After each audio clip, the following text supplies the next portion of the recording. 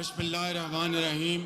انتہائی قابل احترام عظیم اوورسیز پاکستانیوں، میرے بزرگوں، بھائیوں، نوجوان ساتھیوں اور پاکستان کے عظیم سپوتوں، انتہائی قابل احترام پاکستان کے ڈپٹی پرائم منسٹر، وزرائے کرام، چیئرمین او پی ایف قمر رضا صاحب اور and very honourable British parliamentarians, members of house of Lords,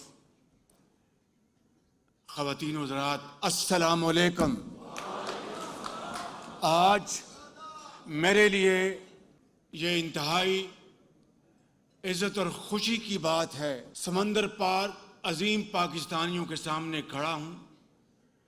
آپ وہ عظیم پاکستان کے امبیسڈرز ہیں جو دن رات محنت کرتے ہیں، چاہے یورپ میں، برطانیہ میں، شمالی امریکہ میں اور مشرق وسطیٰ میں، فار ایسٹ میں، اور دن میں آپ دیار غیر میں انتہائی محنت سے آپ رزق حلال کماتے ہیں۔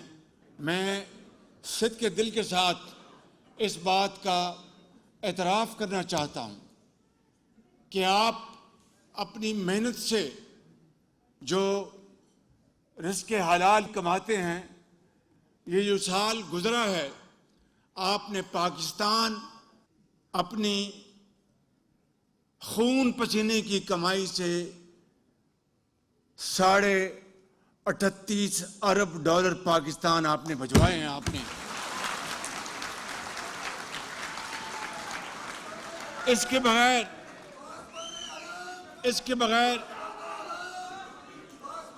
بغیر پاکستان کی معیشت آگے نہیں بڑھ سکتی، تو میں پھر کیوں نہ آگے بڑھ کے آپ کو سلام پیش کروں، سلوٹ کروں آپ کو۔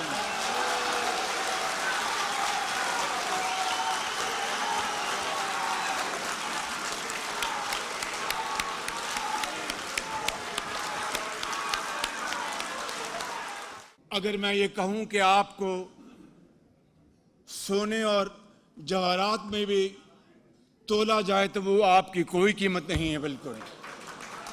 اور پھر نہ صرف معاشی طور پر، سیاسی طور پر جس طرح آپ پاکستان کا ہر جگہ دفاع کرتے ہیں، اس کے لیے بھی میں آپ کو سلوٹ پیش کرتا ہوں۔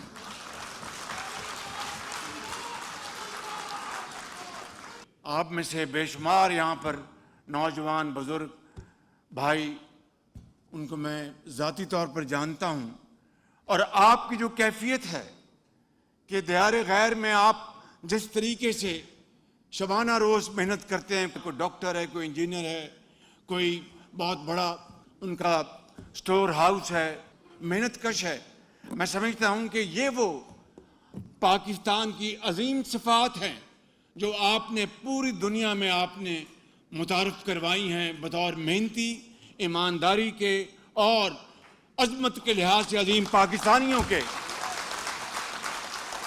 تو میں چاہتا تھا کہ میں اپنی بات آگے بڑھانے سے پہلے اشعار آپ کے خدمت میں پیش کرنا چاہتا ہوں۔ وہ ایک شام جو پردیس میں اترتی ہے، تمہیں خبر ہی نہیں دل پہ کیا گزرتی ہے۔ دعائیں ماں کی پہنچانے کو میلوں میل جاتی ہیں کہ جب پردیس جانے کے لیے بیٹا نکلتا ہے، کئی اندھیروں کے ملنے سے رات بنتی ہے اور اس کے بعد چراغوں کی بات بنتی ہے۔ دیار غیر میں اپنے دیار کی باتیں ہو جیسے عہد خزاں میں بہار کی باتیں، قافلے یادوں کے یوں دل میں میرے در آئے جیسے پردیس میں برسوں میں کوئی گھر آئے۔ میرے بزرگوں، بھائیوں اور بہنوں، میں آج سب سے پہلے آپ کو 10 مئی 2025 کی عظیم فتح اور جیت کی مبارکباد دینا چاہتا ہوں۔ یہ وہ فتح ہے جس نے دشمن کو وہ سبق سکھایا کہ وہ زندگی بھر یاد رکھے گا۔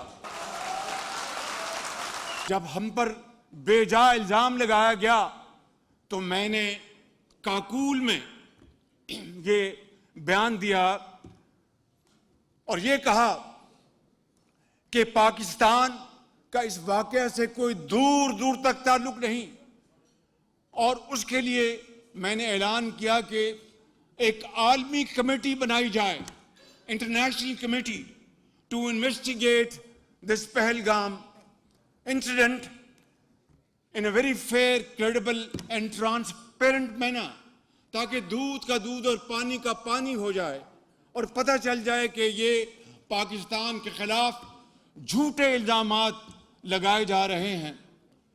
ہمارے ہمسایہ ملک نے اس کا کوئی جواب نہیں دیا۔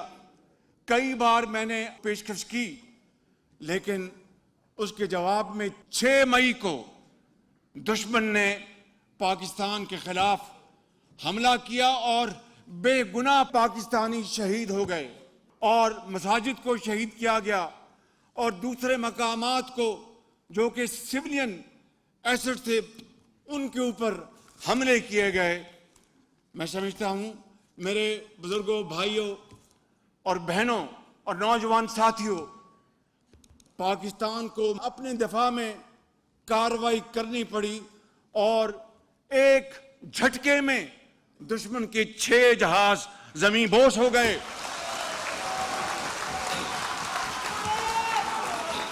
دشمن کو چند گھنٹوں میں پتہ لگ گیا کہ اگر بات دور نکلی تو بہت دور تک چلی جائے گی۔ صبح 2:30 بجے chief army staff general Syed Asim Munir, ان کا مجھے فون آتا ہے۔ ابھی میں آپ کو تاریخ کی بات بتا رہا ہوں۔ کہتے ہیں کہ وزیر اعظم، میں آپ کو یہ خبر دینا چاہتا ہوں کہ ہندوستان نے ہم پر دوبارہ حملہ کر دیا ہے۔ آپ یقین کریں کہ سید عاصم منیر کی آواز میں بلا کا ٹھہراؤ تھا، یقین محکم تھا، اور انتہائی اعتماد کے ساتھ بات کر رہے تھے، اور خدا کے اوپر بھروسہ کر کے مجھے کہنے لگے کہ وزیر اعظم اب مجھے آپ اجازت دیں کہ چونکہ دشمن نے دوبارہ یہ مکروہ حرکت کی ہے تو اب ہم ان کو وہ سبق سکھائیں گے کہ وہ زندگی بھر یاد رکھے گا۔ جو بات میں آپ سے کرنا چاہتا ہوں کہ میں ابھی بعض عرب ممالک جو ہمارے دوست ممالک وہاں سے ہو کے آئے ہیں، وہاں پر ایک سربراہ نے مجھ سے پوچھا کہ وزیر اعظم، میں آپ سے پوچھنا چاہتا ہوں کہ وہ کون سی 2 باتیں ہیں جو کہ اس آپ کی عظیم فتح کی وجہ بنی۔ میں نے کہا نمبر 1، افواج پاکستان کی دلیری، شجاعت، پروفیشنل ایکومن اور اللہ تعالیٰ پر بھروسہ اور most modern techniques and highest level of training. اور نمبر 2، میں نے یہ کہا کہ total unity of thought and action between political and military leadership. اور تیسری بات میں نے کہی کہ جب فیصلہ ہوا تو ملٹری لیڈرشپ نے پھر مڑ کے نہیں دیکھا، انویورنگ کمٹمنٹ۔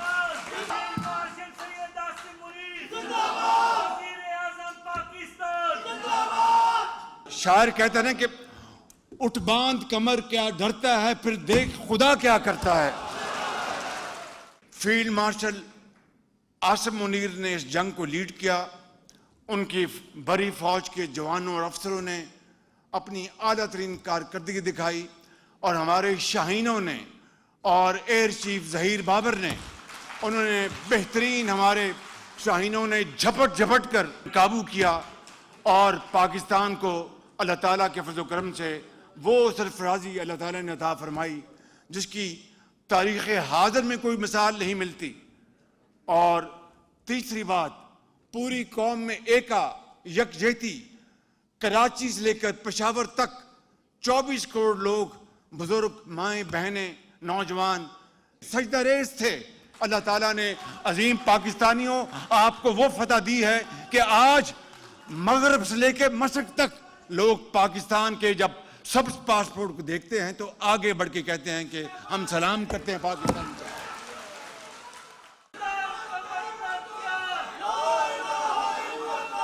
اور اس مارکہ حق کے آپریشن میں، جسے ہم آپریشن بنیان مرصوص کہتے ہیں، کے دوران دشمن کا ایک گولہ لیفٹنٹ کرنل ظہیر عباس کے گھر کے قریب آ کر لگا، جس کے نتیجے میں ان کے کمسن بیٹے ارتضیٰ عباس وہ شہید ہو گئے، جبکہ اس کے والد لائن آف کنٹرول پر اپنی ذمہ داری ادا کر رہے تھے۔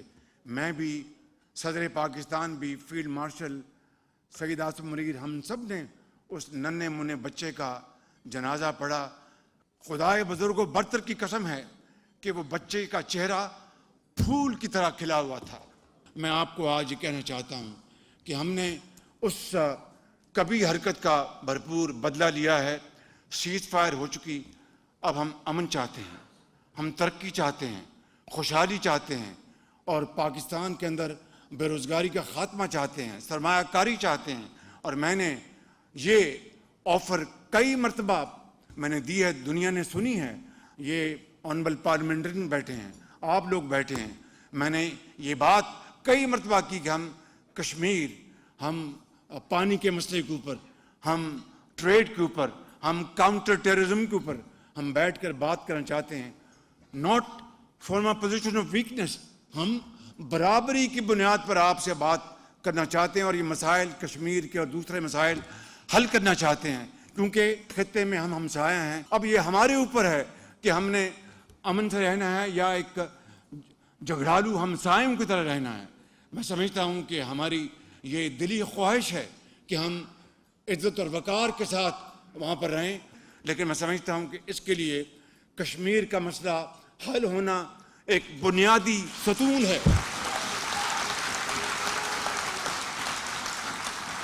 اگر کوئی یہ سمجھتا ہے کہ کشمیر کے مسئلے کے بغیر یہ تعلقات، باہمی تعلقات استوار ہو سکتے ہیں، he is living in a fool's paradise۔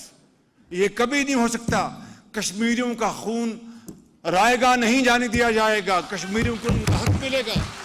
اسی طریقے سے غزہ میں جو اس وقت ظلم ستم کیا جا رہا ہے، 64,000 غزہ کے اندر، فلسطین کے اندر بزرگ، مائیں، بہنیں، بچے شہید ہو گئے، ان کا کھانا پینا بند کر دیا گیا، دوائیاں بند کر دی گئیں۔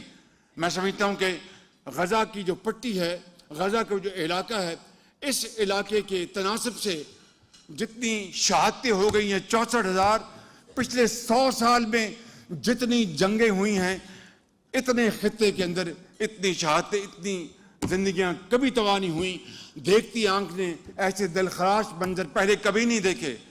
میں سمجھتا ہوں کہ آج یہ وقت آ گیا ہے کہ ہمیں ان خطوں میں امن چاہیے، اور اسلامی دنیا کو آگے بڑھ کر امن کے لیے بات چیت کرنی چاہیے اور اپنا جو لوہا ہے وہ منوانا چاہیے۔ مگر یہ تب ہوگا جب تمنا آبرو کی ہے اگر گلزار ہستی میں، تو کانٹوں میں الجھ کر زندگی کرنے کی خو کر لے، اور نہیں یہ شان خودداری چمن سے توڑ کر تجھ کو کوئی دستار میں رکھ لے، کوئی زیب گلو کر لے۔ میں سمجھتا ہوں کہ یہ وہ علامہ اقبال کا شعر ہے کہ جس نے ہمیں رہنمائی دینی ہے۔ کبھی کوئی قوم اونچا مقام حاصل نہیں کر سکتی محنت کے بغیر۔ یہ جنگ اگر جیتی ہے تو اللہ تعالیٰ کا خاص انعام اور کرم، اور افواج پاکستان کا عظیم ولولہ اور ان کی عظیم شجاعت، اور ہمارے ملٹری لیڈرشپ، سید عاصم منیر کا وہ دلیرانہ اور بڑا منجا ہوا ان کا رول، جس کی وجہ سے ہماری یہ فتح نصیب اللہ تعالیٰ نے ہمیں دی۔ آج میں یہاں پر یہ کہنا چاہتا ہوں کہ آپ کے $38 ارب کے بغیر پاکستان کی معیشت کا پہیہ آگے نہیں بڑھ سکتا، لیکن یہ آپ انشاءاللہ بڑھاتے جائیں گے. ہمیں قرضوں سے نجات حاصل کرنی ہے, ہمیں اپنے پاؤں پہ کھڑا ہونا ہے. ہمیں پاکستان کو جہاں پر ہم نے ایک عظیم عسکری قوت بنا دیا ہے, پاکستان کو ایک عظیم معاشی قوت جب بنا لیا تو پھر دنیا ہماری آواز سنے گی. دنیا پھر ہمیں بھی آگے بڑھ کر ہمیں بھی وہی کرام دے گی جو کہ آج دوسروں کو مل رہا ہے. میں سمجھتا ہوں کہ اس کے لیے یہ قوم بڑی عظیم قوم ہے, بڑی جری قوم ہے. ہماری جو یوتھ ہے, پاکستان کی آبادی کا 60% حصہ جو ہے وہ یوتھ ہے. اور چینی کہاوت ہے کہ every challenge has an opportunity.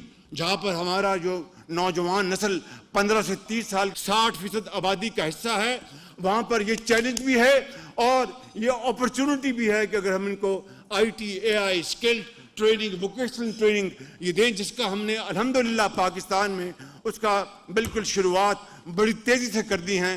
Pakistan کے پاس بہت کم تیل ہے, بہت کم گیس ہے. ہمارا اثاثہ کیا ہے؟ ہماری نوجوان نسل. اس نوجوان نسل کو اگر ہم بہترین ٹریننگ دیں گے, اس کو ہم اس کو علم دیں گے, تو خدا کی قسم یہ پاکستان کے جھنڈے کو آسمانوں پر لے جائے گی.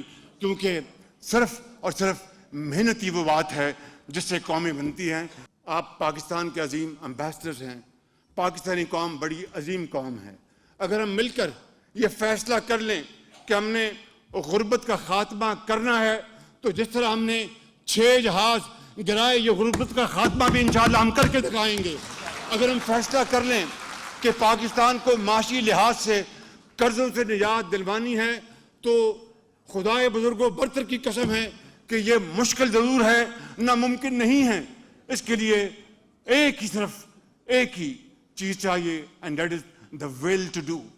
کہ ہم کمر باندھ لیں اور فیصلہ کر لیں کہ ہم دن رات محنت کریں گے, تو اللہ تعالی ہمیں انشاءاللہ وہ مقام دلوائے گا جو کہ پاکستان جب مارج وجود میں آیا تو حضرت قائد اعظم کی عظیم تحریک میں لاکھوں مسلمانوں نے قربانیاں دیں, خون کے دریا انہوں نے عبور کیے, ماں اور بہنوں کے آنچل پھٹے, اور وہ اپنے گھر بار کو ہندوستان میں چھوڑ کر اپنی آنکھوں میں یہ خواب بسائے کہ ہم پاکستان جا رہے ہیں, ہندو سامراج اور انگریز سامراج سے جان چھڑا کر ایک ایسے ملک میں جا رہے ہیں جہاں پر ہمیں صرف اور صرف میرٹ, محنت اور امانت اور دیانت کی بنا پر ہمیں موقع ملے گا. یقین کریں کہ یہ وہ خواب تھا حضرت قائد اعظم کا.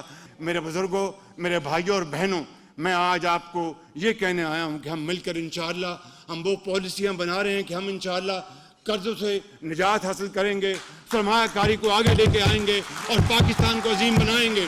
اس کے لیے پالیسیاں کچھ اناؤنس ہو گئی, کچھ ہو رہی ہیں. میں لمبی بات یہاں نہیں کہنا چاہتا, یہ اشعار کے اوپر اپنی بات ختم کرنا چاہتا ہوں. ہو صداقت کے لیے جس دل میں مرنے کی تڑپ, پہلے اپنے پیکر خاکی میں جاں پیدا کرے, پھونک ڈالے یہ زمین و آسمان مستعار, اور خاکستر سے آپ اپنا جہاں پیدا کرے.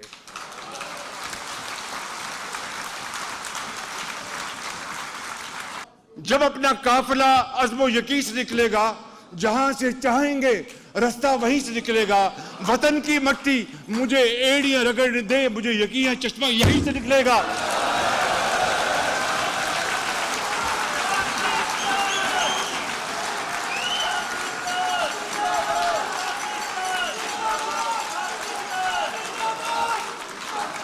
آخری